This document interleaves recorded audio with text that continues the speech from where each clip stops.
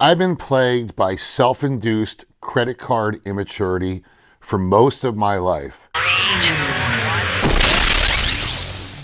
When I began building my cash savings account a few years ago, my only goal was to save 3 to 6 months of living expenses. That was my short-term goal. As time went on, I became more and more optimistic about achieving that goal. It's at that point that I realized that that short-term goal needed to evolve into something bigger, and that eventually I would need savings accounts on top of that emergency fund. I began setting bigger goals for myself in terms of my cash savings. Over the past few years, I became what some might call kind of obsessed with saving money. I'm very, very careful and intentional with any discretionary income that I have, literally down to the dollar. I recently began a new job, and with that job, I took a pretty massive cut in salary. I did that at my own volition due to circumstances at that last job I could no longer tolerate. If you're interested in hearing about that, check out my other video of quitting my 6-figure job. Since beginning this new job, which has afforded me a greater level of sanity, I've also seen my massive decrease in take-home pay, which I knew was coming. Since beginning this new job and seeing the decrease in take-home pay and also experiencing a few mini strokes and heart attacks after seeing that, I've been saving differently because I've realized that I won't be able to save at the same rate I was before, and I need to do everything that I can to prevent withdrawing from those current savings accounts. I won't have the opportunity or the power to pay those back or to rebuild them if I spend from those. This is when I realized how I truly need to treat those pre-existing savings accounts. I need to treat them like credit cards. I've been plagued by self-induced credit card immaturity for most of my life. I would honestly say that's been an issue for me since I was 18 years old. A few years ago, I finally financially grew up and grew out of that lifestyle. I never want to experience credit card debt again in my life.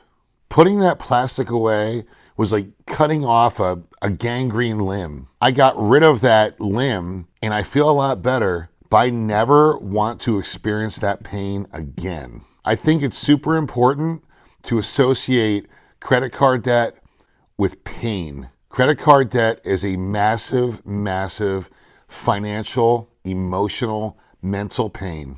Within the past few months, I've treated those existing savings accounts like credit cards. If I have to spend from those, I have to find a way to pay those back.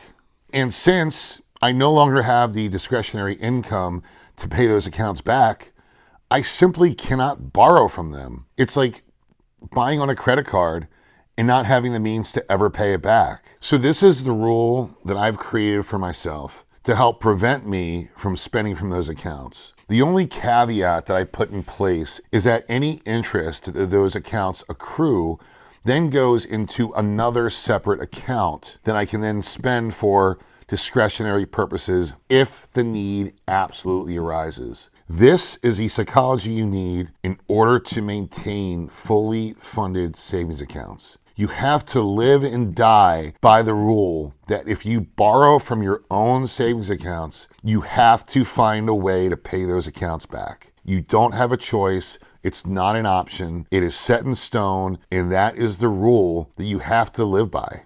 If, of course, an emergency comes up, water heater breaks, refrigerator goes, yes, that is what those accounts are there for, or at least some of those accounts, but you have to then find a way to pay it back. So just imagine putting a refrigerator, hot water heater, washer and dryer on a credit card. You have to know and you have to find a way to then pay that debt back. This is debt you're taking out to yourself. This is the mindset you absolutely need to continue to have a fully funded savings account. You might say, well, okay, if I have no discretionary income and I have to buy something and use funds from those accounts, how do I pay it back?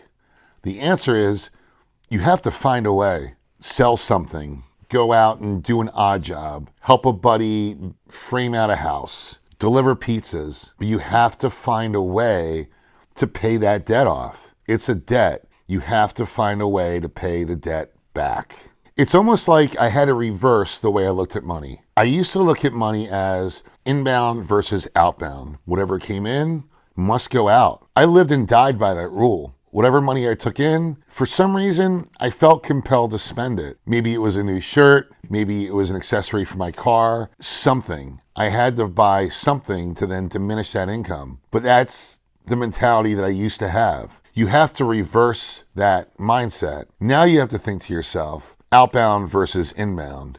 Whatever goes out must come back in. If you spend $500 from a $20,000 savings account, while you're still left with $19,500, which seems like a lot of money, and it is, you still need to figure out how you're going to replenish that back to $20,000. And also give yourself a time frame to do it, similar to a credit card. Will you make minimum monthly payments to pay that back? Or will you try and do it all in one shot? $500 in 2 months and bam, you're back and fully funded. What would you do on a credit card? What could you afford in a credit card? And how would you pay that credit card off the fastest way possible? That's how you should view a savings account. I won't lie, it's not easy. In fact, it's pretty difficult. But it's all a mindset. It all depends on how passionate you are about maintaining that healthy level of savings and living and dying by that rule that whatever you take out of savings, you have to pay back, just like a credit card. For me, most recently with this new job, the biggest change that I had to make in order to supplement my discretionary income was I had to cut out most of my takeout. Now, I didn't really abuse takeout too much, but I abused it enough to where I got comfortable with it and used to it, and obviously I enjoyed it. But now it's pretty much limited to once a week. My girlfriend and I get Chinese for Chinese Sundays, and that's pretty much it. Where in the past, I would probably get takeout for myself a couple nights a week, and then also a weekend for lunch and or dinner. It's really about reining yourself in, realizing what you truly need and desire, and then tweaking that to maintain that savings account. To satisfy my need for takeout, I meal prep a lot. I've been meal prepping for years, but now I have more of a focus on meal prepping meals, especially for dinner, that I really, really want to eat. In the past, I would meal prep out of necessity, just for food intake. But now I not only do that, but I also meal prep for enjoyment. What's a meal that I really enjoy eating? If I meal prep 3 different sorts of meals for the week, I need at least one of those meals to be really enjoyable to kind of help quell the need for takeout. I took advantage of credit cards for most of my life. And in a sense, those credit cards took advantage of me. Now that I have a savings account, I'm at my own mercy. I can choose to let it go and not refund it, or I can continue to fund it and at least stay balanced out and not go into the negative. Having a lower income, it's difficult to contribute to it, but it's not impossible. The most important part is whatever's in those savings accounts, you have to maintain. Don't let those diminish. Don't let those decline. And if they do, find a way to pay them back. It'll allow you to sleep so much better at night knowing that you succeeded in your savings goals, that you have that cushion there just in case. And then just in case you need to spend from it, you can refund it, refill it, and then again sleep better knowing that you're back to a positive balance. That's all I got for today, guys. If you have a minute, please like, share, and also subscribe to my channel. Thanks for watching. Thanks for listening. Talk to you guys soon.